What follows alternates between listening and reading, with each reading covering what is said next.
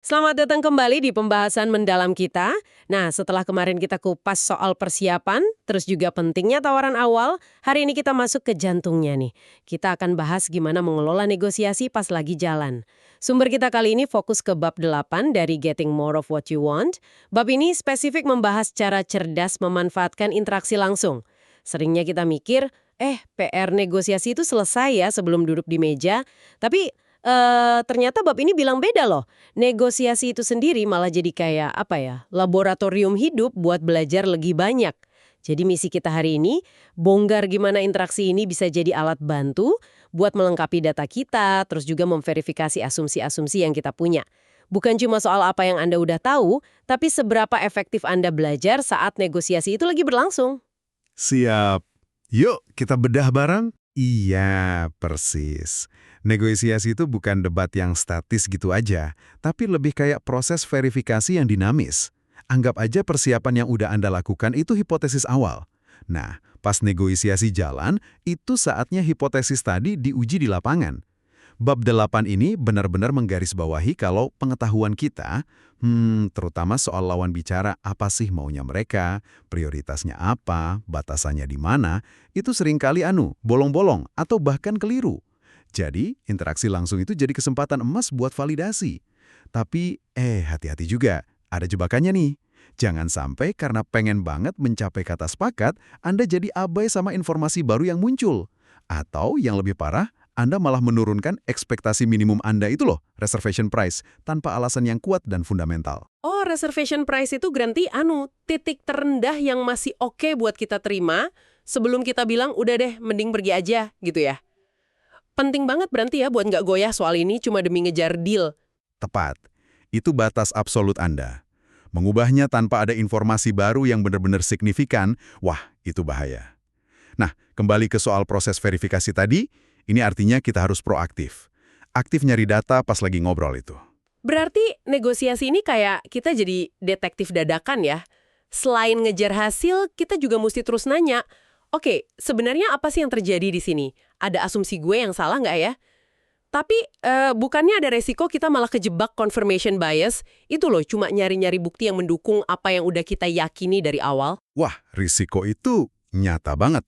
Confirmation bias atau kecenderungan kita buat nyari bukti yang cocok sama keyakinan awal kita, itu musuh utama dalam proses verifikasi ini. Anda harus secara sadar ngelawan dorongan itu. Caranya, pertanyakan asumsi Anda sendiri. Gitu ada info baru, tanya, ini goyangin hipotesis awal gue nggak ya? Kalau iya, nah itu bagus. Berarti Anda belajar. Kalau enggak, ya pastikan itu karena memang asumsi Anda kuat, bukan karena Anda nutup mata sama sinyal-sinyal yang bertentangan. Makanya, menjaga disiplin sama reservation price tadi, itu jadi salah satu bentengnya. Oke. Terus gimana caranya menciptakan atmosfer yang mendukung proses belajar bareng ini? Seringkali kan negosiasi dimulai dengan suasana tegang, kayak mau perang aja. Gimana ngubahnya jadi laboratorium? Kuncinya ada di pembukaan. Usahakan ciptakan suasana yang kolaboratif, bukan konfrontatif. Caranya, jangan langsung fokus ke rebutan kuenya. Tapi coba deh, di awal itu fokus ke pertukaran informasi dulu. Coba digali dulu. Ada nggak sih tujuan bareng atau kepentingan yang tumpang tindih? Misalnya, jual beli properti nih. Mungkin dua-duanya sama-sama pengen prosesnya cepat, terus nggak ada masalah hukum di belakang. Oh iya, bener juga. Atau kalau kemitraan bisnis, mungkin ada kepentingan jangka panjang yang sama yang bisa diangkat. Menekankan area kesamaan ini di awal itu bantu banget buat ngeframe negosiasinya sebagai upaya nyari solusi bareng, bukan sekedar tarik-menarik sumber daya yang sifatnya zero sum. Zero sum itu yang untung satu pihak berarti rugi pihak lain gitu ya? Betul. Jadi membangun suasana kolaboratif itu penting buat membuka keran informasi dari kedua belah pihak. Ngomong soal tukar informasi nih, ini agak tricky ya rasanya. Gimana kita bisa bagi-bagi info buat mancing informasi dari lawan bicara, tapi gak terlalu cepat buka semua kartu kita? Kayak jalan di atas tali gitu gak sih? Ada risiko kita kelihatan manipulatif gak sih? Ini memang seni keseimbangan. Tapi bukan manipulasi kok, kalau tujuannya emang buat saling memahami. Prinsip utamanya itu bertahap dan resiprokal. Anda kasih sedikit informasi, lalu undang mereka buat berbagi juga. Jangan kasih informasi berharga gitu aja tanpa timbal balik. Mulai dari yang umum dulu, misalnya isu apa aja sih yang penting buat kita berdua. Baru deh gerak ke yang lebih spesifik, kayak gimana urutan prioritas isu-isu tadi. Nah, informasi yang paling sensitif, kayak bobot atau nilai spesifik tiap isu buat Anda, itu sebaiknya disimpan belakangan. Atau malah nggak usah diungkap kalau emang nggak perlu. Jadi kuncinya resiprositas ya? Saling tuker gitu? Ya, saya kasih info ini nih, gimana pandangan Anda soal isu itu. Ini bisa bangun kepercayaan dan bikin aliran informasi jadi dua arah. Menarik, menarik. Bab ini juga nyebutin sesuatu yang agak kontraintuitif. Katanya nilai sebuah konsesi itu bisa dinamis, bisa berubah tergantung konteksnya. Bukannya uang misalnya nilainya ya segitu-segitu aja ya, 10 juta ya 10 juta. Kok bisa berubah gitu? Secara angka nominal memang tetap. Tapi secara psikologis, bobot atau rasa sakit pas kita ngasih konsesi itu bisa beda. Ini ada kaitannya sama titik acuan psikologis kita. Contoh paling gampang itu pas jual rumah deh. Anda mungkin ngerasa lebih ikhlas gitu ngasih diskon 10 juta, kalau tawaran yang masuk itu udah jauh di atas harga beli rumah Anda dulu. Oh, harga beli jadi patokan ya? Iya, padahal harga beli itu kan sangkos ya. Biaya hangus yang secara rasional harusnya udah nggak relevan lagi. Tapi secara psikologis, wah ngaruh banget. Atau contoh lain di AS, penjual mungkin lebih rela kasih diskon gede kalau harga jualnya udah ngelewatin batas keuntungan bebas pajak. Misalnya $500.000. Di bawah batas itu, diskon yang sama rasanya lebih mahal.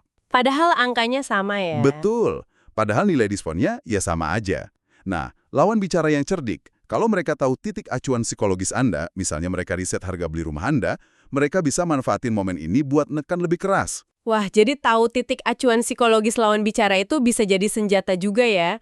Terus gimana cara kita antisipasi kalau mereka yang tahu titik acuan kita dan nyoba manfaatin itu? Antisipasinya adalah kita sendiri harus sadar sama titik acuan kita dan gimana itu ngaruh ke emosi kita pas negosiasi.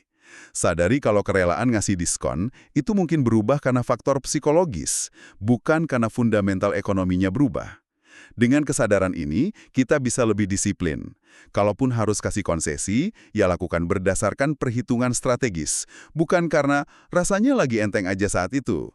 Dan ingat, informasi soal titik acuan ini juga bagian dari apa yang perlu Anda coba verifikasi dari lawan bicara Anda. Selain berbagi informasi, kita tentu perlu bertanya ya. Bab 8 ini menekankan banget kekuatan bertanya. Tapi bertanya langsung kadang bisa bikin orang jadi defensif kan? Gimana sih cara bertanya yang efektif buat gali info tanpa malah merusak suasana? Benar banget, cara bertanya itu penting. Tapi yang agak mengejutkan dari temuan di buku ini adalah ternyata orang seringkali cenderung jawab pertanyaan langsung dengan cukup jujur loh. Kadang tanpa mikir strategis banget. Jadi, jangan terlalu takut buat bertanya secara jelas dan relevan. Tapi ada dua kunci tambahan nih. Pertama, gimana cara Anda bertanya? Pakai bahasa yang netral, fokusnya ke pemahaman. Misalnya, bisa bantu saya pahami nggak kenapa ya aspek X ini kok penting banget buat Anda? Oke, fokus ke pemahaman ya. Kedua, dan ini yang sering dilupain, adalah kekuatan diam setelah bertanya. Ajukan pertanyaan Anda, terus diam. Kasih jeda. Diem. Iya, diam. Kebanyakan orang itu nggak nyaman sama hening. Jadi mereka akan ngerasa perlu ngisi keheningan itu. Dan seringkali isiannya itu informasi tambahan yang berharga buat Anda. Ini bukan soal interogasi ya, tapi lebih ke ngasih ruang buat mereka mikir dan ngomong lebih banyak. Kayak kata pepatah diplomat itu, pikirkan 2 kali sebelum bicara, mungkin juga pikirkan 2 kali sebelum tidak diam. Wah, ini menarik banget. Jadi bukan cuma apa yang kita omongin, tapi juga kapan kita milih buat diem. Nah sekarang, gimana kalau negosiasi ini bukan transaksi sekali putus? Gimana kalau ada bayang-bayang masa depan? Maksudnya, ada kemungkinan kita bakal interaksi lagi nih sama orang ini. Itu mengubah segalanya nggak sih? Oh, sangat mengubah. Prospek interaksi di masa depan, ini atau yang disebut shadow of the future, itu faktor krusial banget. Ini ngaruh ke dinamika negosiasi secara mendalam. Ada 2 aspek utama di sini. Pertama, reputasi. Kalau Anda tahu lawan bicara punya reputasi alot, keras, sangat distributif, artinya fokusnya cuma buat maksimalin bagian dia sendiri, Anda mungkin jadi lebih hati-hati kan? Jadi kurang mau berbagi informasi. Iya, jadi defensif ya. Betul. Ironisnya, sikap defensif ini malah bisa menghambat munculnya solusi kreatif yang sebenarnya bisa untungin 2 pihak. Pengalaman negosiasi sebelumnya, bahkan sama orang lain, itu juga ngaruh loh. Kalau Anda pernah gagal capai kesepakatan, impas gitu, Anda mungkin jadi bawa luka atau kehati-hatian berlebih ke negosiasi berikutnya. Trauma gitu ya. Bisa jadi. Sebaliknya, Kalau sukses, bisa bangun PD. Jadi reputasi ini bisa jadi aset, bisa juga jadi beban. Nah, yang kedua, hubungan. Ini dampaknya kuat banget. Contoh klasiknya yaitu jual beli mobil bekas. Anda pasti cenderung lebih percaya penjelasan teman atau saudara soal kondisi mobil dibanding penjelasan orang asing, ya kan? Iyalah, jelas. Kenapa? Karena ada pertaruhan hubungan di situ. Kalau kerabat bohong, kan hubungan bisa rusak. Kalau sama orang asing, ya udah, konsekuensi sosialnya lebih kecil. Ini malah jadi paradoks. Kita cenderung pengen beli dari orang yang kita percaya, kayak kerabat. Tapi pas jual, mungkin kita ngerasa lebih bebas kalau ke orang asing. Wah, iya juga ya. Kepikiran. Hubungan ini fungsinya kayak modal sosial. Kadang, nilai ngejaga hubungan itu malah bisa lebih tinggi daripada nilai ekonomi transaksinya sendiri. Ingat cerita The Gift of the Magi gak? Pengorbanan yang dilakuin demi hubungan itu ngalahin logika ekonomi murni. Ini nunjukin betapa pentingnya mempertimbangkan dampak jangka panjang ke hubungan. Selain soal informasi dan hubungan, sering banget kan negosiator pakai taktik pengaruh. Kayak janji atau ancaman gitu. Gimana bab 8 ini ngebahas soal efektivitas sama resiko dari janji dan ancaman ini dalam mengelola negosiasi? Oke, janji sama ancaman itu alat buat mempengaruhi perilaku lawan bicara. Tapi pakainya perlu hati-hati banget, terutama karena ini nyangkut soal kredibilitas sama dampak jangka panjangnya. Janji itu nawarin sesuatu yang positif kalau lawan nurut. Misalnya, kalau setuju harga segini, saya tambahin garansi deh. Kalau ancaman, itu bawa konsekuensi negatif kalau nggak nurut. Kalau harganya nggak turun juga, ya saya cari penjual lain aja. Dua-duanya ini sama-sama punya biaya buat si pemberi kalau sampai harus dilaksanain. Kunci utamanya itu di kredibilitas. Kredibilitas ya? Percaya nggak percaya gitu? Iya. Lawan bicara percaya nggak kalau Anda beneran bakal ngelaksanain janji atau ancaman itu? Nah, kredibilitas ini bergantung pada perbandingan antara biaya ngelaksanainnya dibanding biaya rusaknya reputasi kalau Anda ingkar. Secara umum nih, kalau transaksinya tanpa ada interaksi masa depan lagi, janji atau ancaman pribadi itu cenderung lemah kredibilitasnya. Tapi, kalau ada shadow of the future tadi, kredibilitasnya jadi meningkat. Kenapa? Karena reputasi jangka panjang jadi penting. Masuk akal. Tapi, ancaman itu risikonya bisa ngerusak hubungan dan mancing sikap defensif dari lawan bicara. Makanya, seringkali minta informasi atau ngejelasin konsekuensi secara netral misalnya, jelasin batna Anda tanpa nada mengancam, itu lebih efektif. Contohnya kayak dosen yang negosiasi gaji itu loh. Dia berhasil karena minta klarifikasi alasan penolakan, bukan langsung ngancam mau pindah. Terus ada juga faktor psikologis dari framing. Ini ngambil dari prospek teori. Cara Anda ngebungkus tawaran itu ngaruh banget. Framing? Maksudnya gimana tuh? Gini, kalau tawaran dibingkai sebagai keuntungan misalnya, dengan opsi A, kita bisa hemat biaya 20%, orang cenderung jadi risk averse, alias ngindarin risiko. Milih yang pasti-pasti aja. Tapi kalau dibingkai sebagai kerugian misalnya, tanpa opsi A, kita bakal rugi 20%, orang malah cenderung jadi risk seeking, berani ambil risiko, milih yang belum pasti. Oh, cara penyampaiannya beda, responsnya bisa beda ya? Banget. Ini penting pas Anda lagi ngerancang proposal atau mau ngasih konsesi. Terakhir, soal timing ancaman. Kalau emang terpaksa banget mau dipakai.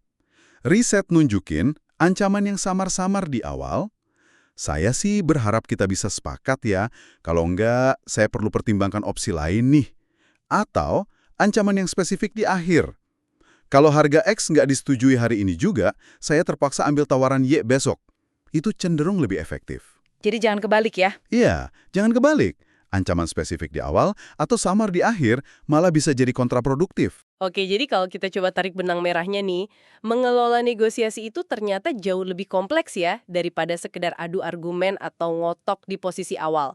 Ini lebih soal jadi pembelajar yang aktif selama prosesnya jalan, gimana kita cerdas baca situasi, verifikasi asumsi secara real time, paham psikologi di balik konsesi, pakai pertanyaan dan keheningan secara strategis, terus juga sadar banget soal dampak reputasi dan hubungan jangka panjang. Gitu ya kira-kira? Anda merangkumnya dengan sangat baik. Kemampuan buat melengkapi dan memverifikasi informasi pas interaksi lagi berlangsung, nah, itulah inti dari manajemen negosiasi yang efektif menurut bab ini. Negosiasi yang sukses itu seringkali nggak cuma ditentuin sama seberapa bagus persiapan Anda di awal, tapi juga seberapa baik Anda bisa beradaptasi dan belajar di tengah jalan. Ini skill yang dinamis banget. Ini jadi memunculkan satu pertanyaan reflektif nih buat Anda yang dengerin. Coba renungkan, dalam negosiasi Anda selama ini, seberapa besar sih keberhasilan itu ditentukan oleh persiapan awal dibanding sama kemampuan Anda buat belajar dan adaptasi selama negosiasi itu sendiri? Dan langkah konkret apa ya yang bisa Anda ambil buat secara sadar gunain tiap negosiasi berikutnya sebagai kesempatan buat ngasah kemampuan belajar dinamis ini? Pertanyaan yang bagus banget buat direnungkan. Sampai jumpa di pembahasan mendalam kita selanjutnya.